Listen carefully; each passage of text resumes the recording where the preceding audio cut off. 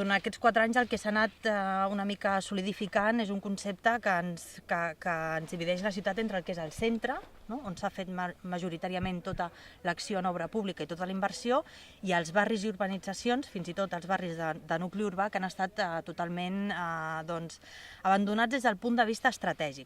Les inversions s'han utilitzat exclusivament per fer tasques de manteniment, fins i tot les que s'han fet en equipaments. No hem vist ni construccions d'equipaments ni projectes que dotessin els equipaments de nous usos o ampliació d'usos o que permetessin posar serveis necessaris, o ampliar serveis necessaris en aquests equipaments. Són obres de manteniment que no tenen cap tipus de duració més enllà de tapar equipades. És molt fàcil que ja no tan sols persones d'aquí que per la seva voluntat vulguin practicar l'incivisme, sinó que ens va passar a les piscines de Castellnou, vam trobar que en un mateix dia van abocar entre 150 al matí i 150 més pneumàtics.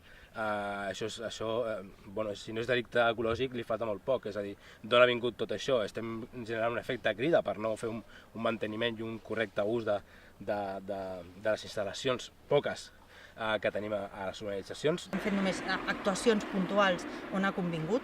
S'ha estat treballant en l'àmbit de l'espai públic a demanda d'usuaris, de veïns i veïnes concrets. Aquesta és la sensació que ens dona, que l'Ajuntament, aquest govern, ha actuat a demanda de necessitats concretes, que la gent els ha pogut anar traspassant, però que no hi ha hagut una mirada global ni una planificació global de les necessitats reals dels barris. Les associacions de veïns d'aquesta part del territori han aconseguit, amb la seva tasca, posar a l'agenda el tema de les urbanitzacions, però tot i així sembla que de l'altra banda a dia d'avui encara no responen com s'espera.